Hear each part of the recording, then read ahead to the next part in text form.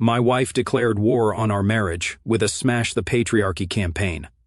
I exposed her affair, filed for divorce, and reclaimed freedom and my future. She'd cook her famous lasagna on Sundays. I'd handle the yard work and we'd binge-watch shows together like any other couple. Then something shifted in our house, and it wasn't the season.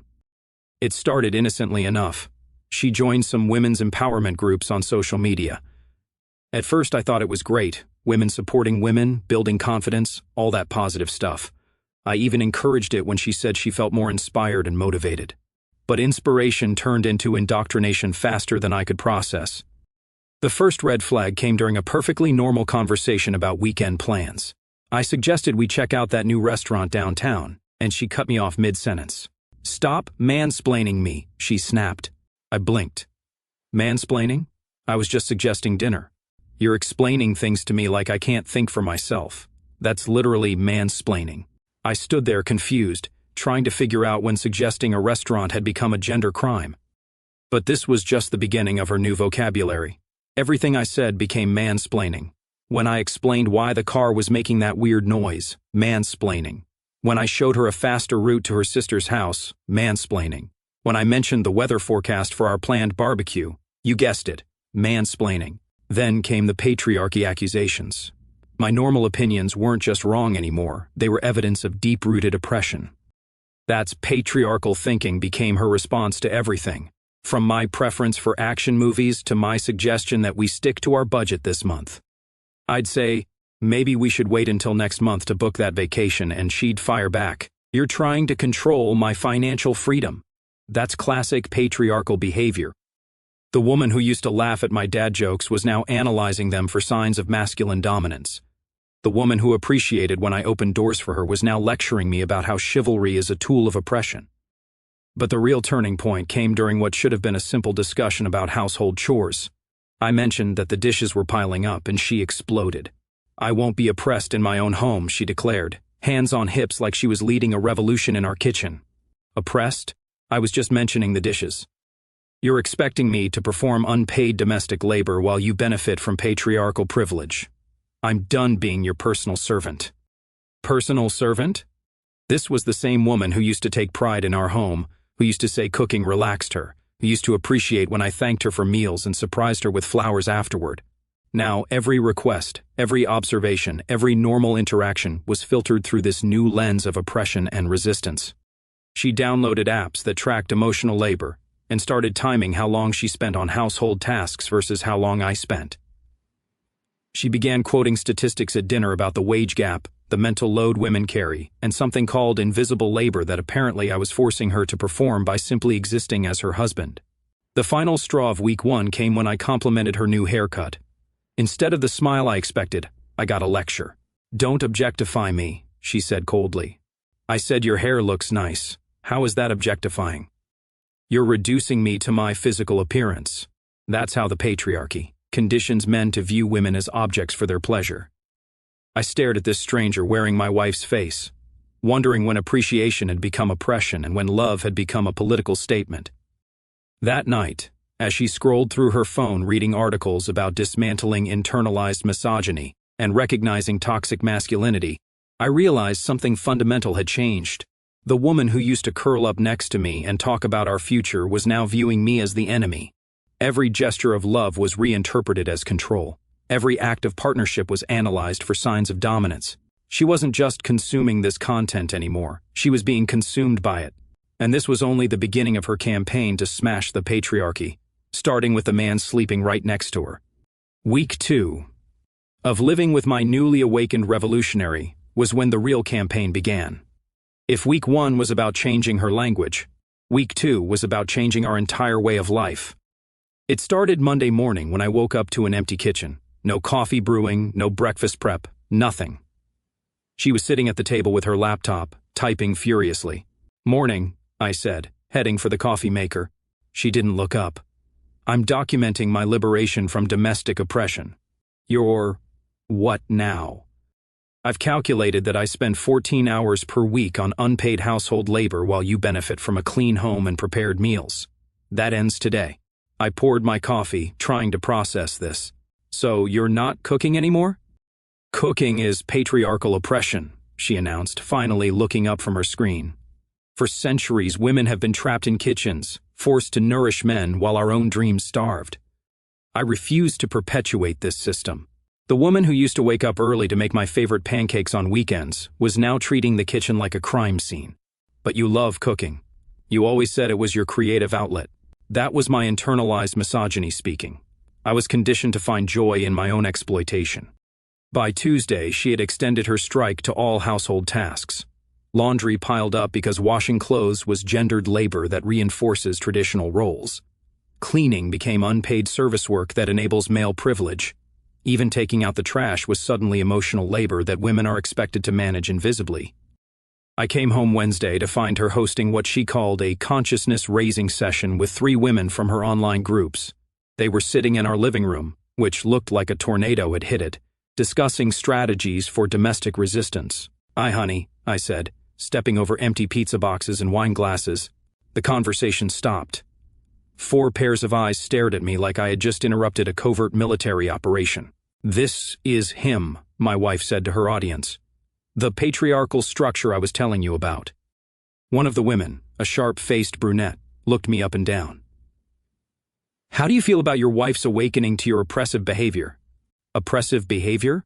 Don't gaslight her," another one chimed in. "We know the tactics men use to maintain control." I stood there holding my work bag, wondering when coming home had become an act of aggression. These women were treating me like I was personally responsible for centuries of inequality because I expected clean dishes and wondered where dinner was. "I'm going to order Chinese food," I said finally. "See?" My wife pointed at me triumphantly. "He assumes I'll serve him and clean up afterward. Classic patriarchal expectation." I hadn't assumed anything. I was hungry and figured she might be too. But apparently offering to buy dinner was now evidence of my tyrannical nature. Thursday brought new rules. She announced she would no longer perform what she called emotional labor for me. This meant no more reminding me about appointments, no more asking about my day, no more listening to work stories she deemed unequal emotional exchange. "You need to manage your own emotional needs," she informed me over breakfast I'd made myself. "I'm not your therapist, your mother, or your personal assistant. I never asked you to be any of those things." You didn't have to ask. The patriarchy conditions women to automatically provide emotional support while men remain emotionally unavailable. I'm breaking that cycle. The woman who used to greet me with genuine interest about my day was now timing our conversations to ensure equal speaking time, and refusing comfort when I mentioned a difficult client at work. Friday was when she discovered weaponized incompetence. Everything I did around the house was suddenly suspect. When I loaded the dishwasher, she accused me of doing it wrong on purpose so she'd have to redo it. When I folded laundry, she claimed I was deliberately making it look sloppy so she'd take over. When I vacuumed, she said I was performing cleanliness while avoiding the real work of deep cleaning. "You're pretending to help while actually creating more work for me," she declared, standing over the dishwasher I had just loaded. "This is weaponized incompetence, and I won't fall for it anymore." I loaded the dishwasher exactly like I always do. "You've been sabotaging household tasks for years, forcing me to redo them or live with substandard results. It's a calculated strategy to maintain your privilege." The weekend brought the grand finale of week 2. She announced she was going on strike from our marriage, until I acknowledged my participation in systemic oppression and committed to doing the work of examining my toxic masculinity. "What work?" I asked. She handed me a list, an actual printed list, of books about feminism, patriarchy, and male privilege that I was required to read. There were worksheets about checking my privilege and exercises for recognizing my unconscious bias. "Until you complete this curriculum and demonstrate genuine growth, I'll be emotionally and physically unavailable to you." She moved into the guest bedroom that night, leaving me alone in our bed staring at a reading list that looked like a college sociology course designed by someone who genuinely believed I was the enemy. As I lay there listening to her typing away on her laptop in the next room, probably documenting her successful resistance to patriarchal marriage norms, I realized something important. This wasn't about equality or partnership or growth. This was about power. She had found a framework that turned every normal aspect of our relationship into evidence of oppression, and she was wielding it like a weapon. The woman I had married had declared war on our marriage, and she was using feminism as her battle strategy. But she was about to learn that wars have consequences, and revolutions don't always end the way the revolutionaries expect. Week 3 was when my wife decided her personal revolution needed an audience. Apparently, dismantling patriarchy in private wasn't enough. She needed witnesses, supporters, and social media validation for her crusade against our marriage. It started with Facebook posts. Not the usual pictures of dinner or vacation memories, but manifestos about her journey to authentic womanhood and her brave fight against domestic oppression. The first post I saw made my coffee taste like acid. Day 15 of refusing to enable patriarchal structures in my own home. It's amazing how much pushback you get when you stop performing unpaid labor for male comfort. The resistance is real, but so is my strength. She was talking about our marriage like it was a case study in oppression. Friends and family could read between the lines. Everyone knew she was talking about me, painting me as some kind of domestic tyrant because I'd asked where the clean towels were. The comments poured in from her online feminist friends. You go, girl, stay strong. Men hate it when we stop serving them. Each like and comment seemed to fuel her conviction that she was fighting the good fight. By Tuesday, she had created what she called a Smash the Patriarchy support group and announced the first meeting would be at our house Wednesday evening. Our house. The same one she had been neglecting as part of her strike against domestic labor. You're bringing strangers into our home to discuss our personal business? I asked. They're not strangers. They're my sisters in solidarity. And it's not personal business. It's political resistance. The personal is political. That's not how marriage works. That's exactly how patriarchal marriage works. Privacy is just another tool men use to hide their oppressive behavior from scrutiny. Wednesday evening, I came home to find 8 women in my living room, sitting in a circle, like some kind of revolutionary council. They had notebooks, they had phones recording parts of the conversation, and they had my wife presenting our marriage like evidence in a court case. The subject refuses to acknowledge his privilege, she was saying as I walked in. He becomes defensive when confronted with basic feminist concepts and continues to expect traditional wife services while offering no emotional reciprocity. The subject. She was calling me the subject like I was a research specimen. One woman looked up at me with obvious hostility. How does it feel to have your oppressive behavior exposed? Another added, do you realize the psychological damage you've been inflicting on your wife? I stood in my own doorway being interrogated by strangers who had been fed a completely one-sided version of our relationship. In their minds, I was already guilty of crimes I didn't even know I had committed. I'm going to let you ladies continue your meeting, I said, backing out of the room. See that? My wife called after me. Classic avoidance behavior. He can't handle having his actions examined, so he runs away. I could hear them discussing my retreat as evidence of male fragility and inability to face accountability. These women were analyzing my every move through their ideological framework, turning normal human behavior into symptoms of toxic masculinity. Thursday brought a new level of public humiliation. She started a blog called Deconstructing My Marriage, a real-time account of leaving patriarchy behind. The first post detailed our entire relationship history, reinterpreting every milestone through her new feminist lens. Our first date, where I had paid for dinner, became an early display of financial control disguised as chivalry. The time I surprised her with flowers after a bad day at work became love bombing designed to create emotional dependence. Even our wedding vows were analyzed as patriarchal contracts I had unknowingly signed under false consciousness. She was rewriting our entire love story as a case study in oppression, and doing it publicly for anyone to read. Friends were texting me links to her posts, asking if I was okay, wondering what was really going on. Friday, she announced she had been invited to speak at a local Women's to Empowerment event about recognizing and resisting domestic patriarchy. She was going to use our marriage as her primary example of how seemingly loving relationships can actually be systems of control. You're going to discuss our private life with complete strangers? I'm going to share my truth about how patriarchal conditioning operates in intimate relationships. My story could help other women recognize their own oppression. Your story is one-sided and completely distorted. That's what oppressors always say when the oppressed start speaking their truth. Saturday morning, I woke up to find her filming day in the life of patriarchy resistance videos for social media. She documented everything, making her own breakfast while talking about refusing to serve patriarchal expectations, doing her own laundry while explaining the liberation of managing only her own needs. Even brushing her teeth became content about reclaiming personal autonomy. But the worst part was how she filmed around me, treating me like a dangerous presence in my own home. If I walked into a room while she was recording, she'd pause and wait for me to leave, or she'd continue with pointed commentary about patriarchal intrusion into women's spaces. Sunday evening, she hosted another meeting, this time with 12 women. They were planning what they called patriarchy disruption strategies and discussing ways to support each other through relationship rebellion. I overheard them talking about me like I was their common enemy. They shared tactics for dealing with male defensiveness and maintaining boundaries against emotional manipulation, which apparently meant anything I said or did to try to address what was happening to our marriage. One woman suggested my attempts to have normal conversations were Darvo tactics: deny, attack, reverse victim and offender.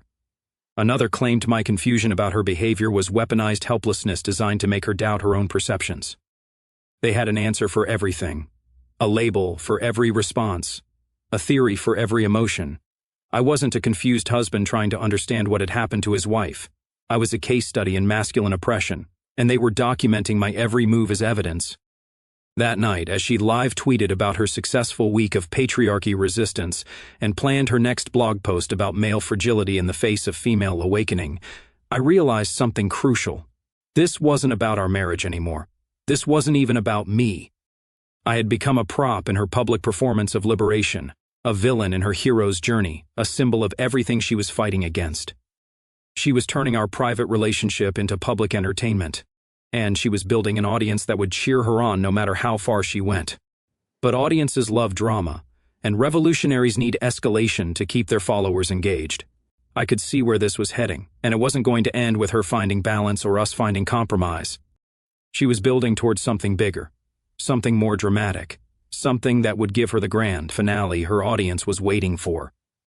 The question was, would I let her write the ending, or was it time to remind her that every story has two sides, and every revolution has consequences? Week 4 brought the moment I had been dreading and somehow anticipating at the same time. My wife had been building towards something bigger than blog posts and living room meetings. She needed a grand stage for her revolution, and she found it at what should have been a simple dinner party with our closest friends. We had planned this dinner weeks ago, back when she was still the woman I had married instead of the revolutionary she had become. 6 couples, people we had known for years, coming over for good food and easy conversation. I had almost canceled it 3 times, but she insisted we go ahead. "This is perfect timing," she had said with a gleam in her eye that should have warned me. "I need to practice taking up space and speaking my truth in mixed company." I spent Saturday preparing, hoping maybe having normal people around would remind her of who she used to be. I grilled chicken, set up the patio, arranged everything to be comfortable and welcoming. Meanwhile, she spent the day writing in her journal and practicing what she called confidence poses in the mirror. Our friends started arriving at 7. These were people who had been to our wedding, who had celebrated anniversaries with us, who knew us as a solid couple. They had no idea they were walking into the middle of a feminist battlefield. For the first hour, everything seemed almost normal. She was quieter than usual, more intense, but she was engaging in regular conversation. I started to relax, thinking maybe she would save her activism for her online audience. I should have known better. It happened during the main course. Everyone was laughing about something our friend's teenage son had done, just normal dinner conversation, when she suddenly stood up, not to get something from the kitchen or use the bathroom. She stood up like she was about to give a speech. The table went quiet. 12 people stared at her, wondering what was happening. "I have something important to say," she announced, her voice carrying that practiced confidence she had been rehearsing. "Something I need to share with all of you." I felt my stomach drop. "Honey, maybe we could—" "No." She held up her hand to silence me. "I've been silent too long. We all have." Our friends exchanged glances. You could feel the tension building like a storm about to break. "I'm officially smashing the patriarchy," she declared, spreading her arms wide like she was addressing a rally instead of 12 confused people holding forks. "Starting with my own marriage, no more male privilege, no more gender roles, no more patriarchal oppression." The silence was deafening. Someone's wine glass stopped halfway to their mouth. Another friend's eyes went wide with shock. These people knew us. They knew our relationship. This was coming out of nowhere for them. But she wasn't done. She was just getting started. "For too long, I've enabled a system that keeps women small and men comfortable. I've cooked, I've cleaned, I've managed emotions and schedules and social obligations, while my husband benefited from centuries of male privilege without even recognizing it. Now people were looking at me, trying to figure out what I had done to deserve this public trial. Some looked sympathetic, others confused, but they were all clearly uncomfortable being forced into the middle of whatever this was. My husband represents everything wrong with patriarchal society, she continued, pointing at me like I was evidence in a courtroom. The casual entitlement, the unconscious bias, the expectation that women exist to serve male needs while our own dreams and desires remain secondary. I sat there, fork in hand, watching my wife destroy our reputation and our friendships in real time. She was talking about me like I was a stranger, like I was some kind of monster instead of the man who had supported her dreams, encouraged her goals, and loved her for 8 years. And I'm going to dismantle it piece by piece, starting tonight in front of all of you. Because silence is complicity and privacy is just another tool of oppression. One of our friends, clearly trying to defuse the situation, said quietly, "Maybe we should talk about this privately." "No," she snapped. "That's exactly what the patriarchy wants. Keep women's voices quiet, keep their struggles private, keep their pain hidden so men can continue their comfortable ignorance." She turned back to me, eyes blazing with revolutionary fervor. "You've been coasting on male privilege your entire life, assuming I'd always be there to make your life comfortable while you offered me nothing in return but the bare minimum of emotional availability. That was when something inside me shifted. Not anger, not hurt, but something colder and more calculating. She wanted a public confrontation. She wanted to use our friends as an audience for her revolution. She wanted to paint me as the villain in her liberation story. Fine. But every revolution has two sides, and every public trial allows for a defense. I set down my fork, pushed back my chair, and stood up slowly. The entire table was watching now, probably expecting me to either explode in anger or crumble under her accusations. Instead, I did something she never expected. I started clapping, slow, deliberate applause that echoed across the suddenly silent patio. Her confident expression faltered for just a moment, confusion flickering across her face. "Bravo," I said, continuing to clap. "Absolutely brilliant performance." Now she looked uncertain. This wasn't the reaction she had rehearsed for. Her revolutionary playbook didn't include a husband who applauded her public humiliation attempts. "Congratulations, darling," I continued, my voice calm and clear so everyone could hear. "Your campaign has been a complete and total success." She straightened up, thinking I was finally seeing the light, finally acknowledging her brave stand against oppression. "It has," she said, her voice suddenly smaller than the commanding tone she had been using. "Oh yes," I said, still clapping slowly. "You've achieved everything you set out to do. You wanted to smash the patriarchy? Mission accomplished." The smile that started to cross her face died as she heard the tone in my voice. "You successfully smashed our marriage, smashed my patience, smashed any respect I had left for the woman I thought I knew, and, most impressively, you smashed any chance of salvaging what we once had." The color drained from her face as she realized this wasn't going according to her script. And the best part, I stopped clapping and looked directly into her eyes. "You're going to get to continue your revolutionary campaign completely solo, because effective immediately you'll be campaigning as a single woman." The silence that followed was absolute. Nobody moved, nobody breathed, nobody knew what to say, but I wasn't finished. She wanted a public platform for her truth. Now she was going to hear mine. The moment her face went from revolutionary confidence to dawning horror was when I knew I had her complete attention. Our friends sat frozen around the table, witnessing what they thought would be my humiliation turning into something entirely different. "You wanted to destroy the patriarchy?" I continued, my voice steady and clear. "Perfect. Let's start by destroying the most patriarchal institution of all, the word wife on your resume." She opened her mouth to speak, but I held up my hand the same way she had silenced me moments before. No, you had your speech. This is mine." I turned to address our friends, who were watching this unfold like a car accident they couldn't look away from.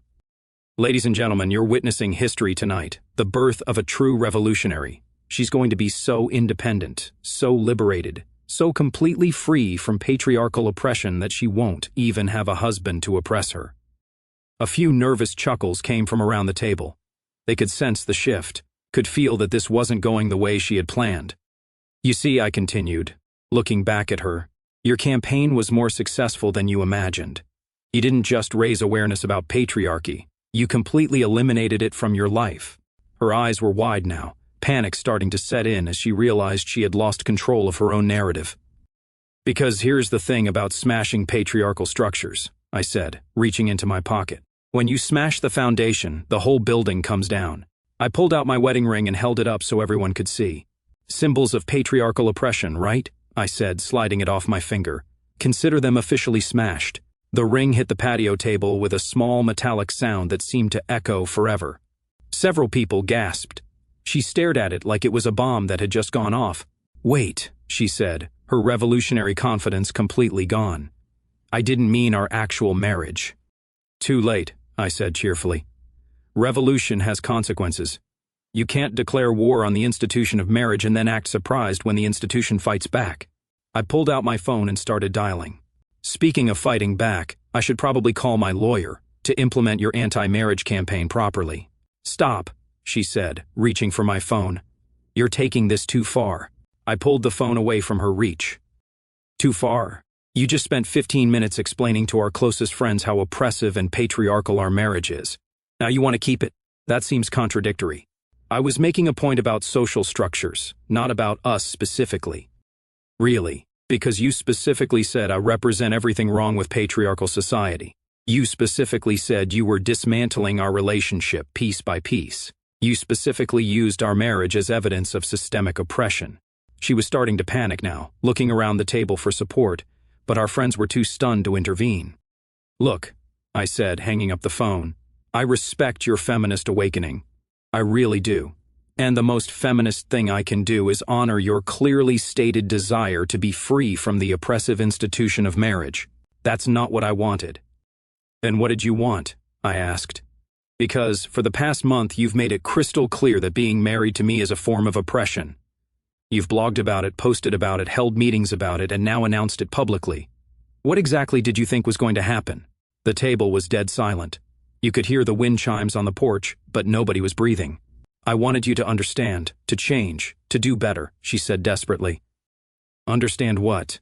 That loving you, supporting you, and building a life together makes me an oppressor. That asking where dinner is makes me a patriarch. That suggesting a restaurant makes me a mansplainer. I stood up and addressed our friends one final time. This woman wanted to smash the patriarchy, and she's achieved total victory. She's about to be so independent that she won't have to deal with a single aspect of patriarchal oppression ever again. I pulled out my wallet and removed my credit cards. Financial independence, remember? I said, placing them on the table. Can't have you benefiting from my patriarchal income anymore. That would contradict your entire revolution. You can't just cut off my cards. I'm not cutting them off. I'm liberating you from financial dependence on male resources. Isn't that what you wanted? She looked around the table desperately. Someone say something. This is insane. But our friends were too shocked to speak. They had watched her attack me publicly, declare our marriage oppressive, and announce her intention to dismantle our relationship. Now they were watching the logical consequences play out.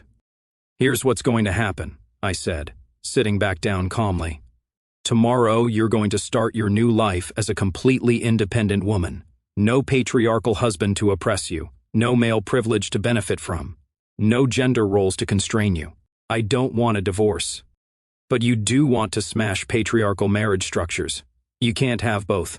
Either our marriage is an oppressive institution that needs to be dismantled, or it's a partnership worth preserving. Pick one. She stood there speechless, finally understanding that her revolution had real consequences. You wanted to inspire other women by showing them how to resist patriarchal relationships, I continued. Perfect. You're about to become the ultimate case study in what happens when ideology meets reality. I stood up and addressed our friends one final time. Enjoy the rest of your evening, everyone. And congratulations to my soon-to-be ex-wife on her successful campaign. She really did smash the patriarchy. She just didn't realize she'd be the only casualty. The silence that followed was the sound of a revolution eating itself alive.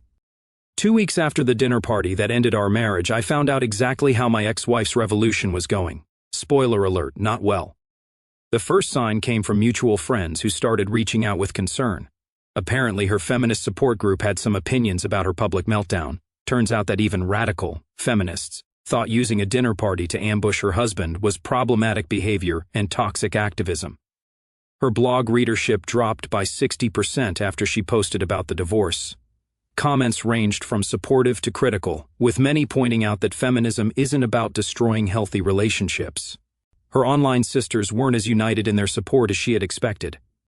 But the real wake-up call came when she tried to rebuild her social life. Our friends weren't taking sides exactly, but they were definitely uncomfortable around her. Nobody wanted to host gatherings knowing she might turn any conversation into a political lecture about patriarchal oppression. She called me 3 times that first week. Each conversation followed the same pattern: anger, bargaining, then desperate attempts to reframe what had happened. "I was exploring my identity," she said during the second call. "I was just trying to grow as a person." "Great," I replied. "Explore it as a single woman. Much more authentic that way." "You're being vindictive." "I'm being logical. You declared war on our marriage. I accepted your surrender terms." The third call was different. Her voice was smaller, less certain. "Maybe I went too far," she admitted. "Maybe you went exactly where you wanted to go. Congratulations on reaching your destination." By the end of the month, reality had set in completely. Living alone meant managing everything herself: finances, household maintenance, social plans. The domestic labor she had called oppression turned out to be just life admin that adults handle. Her consciousness-raising group disbanded after several members got tired of her constant drama. Her blog became an echo chamber of increasingly desperate posts about finding authentic sisterhood and navigating post-patriarchy loneliness. The final conversation came 6 weeks after the divorce papers were filed. She showed up at my door looking nothing like the confident revolutionary who had destroyed our marriage. "I made a mistake," she said quietly. "You made a choice," I corrected. "You chose ideology over reality, performance over partnership, and public validation over private love. I thought you'd fight for us." "Fighting would have been patriarchal behavior, remember? I respected your feminist choice to be alone." She stood there for a moment, probably hoping I'd invite her in, hoping we could somehow rewind the last 2 months. "I miss what we had," she said finally. What we had was apparently an oppressive patriarchal structure that needed to be smashed. "You can't miss your oppression." She walked away that day, and I haven't seen her since. Through mutual friends, I heard she moved back in with her parents and deleted all her social media accounts. Her revolution had burned out completely. 6 months later, I met someone new. Someone who appreciates partnership instead of looking for oppression. Someone who sees cooking dinner as care, not servitude. Someone who understands that equality means working together, not keeping score. Meanwhile, my ex-wife learned the hardest lesson of her revolutionary phase. When you declare war on love itself, you end up campaigning alone. She wanted to smash the patriarchy. Instead, she smashed her own happiness. The revolution was complete, and she was the only casualty. Some battles aren't worth winning, especially when victory looks exactly like defeat. Our story has come to an end. If you've made it this far, how about subscribing to our channel? It helps us immensely. I've selected 2 other videos for you that I'm sure you'll enjoy. Feel free to click on them. I'll be waiting for you in the next story. See you soon.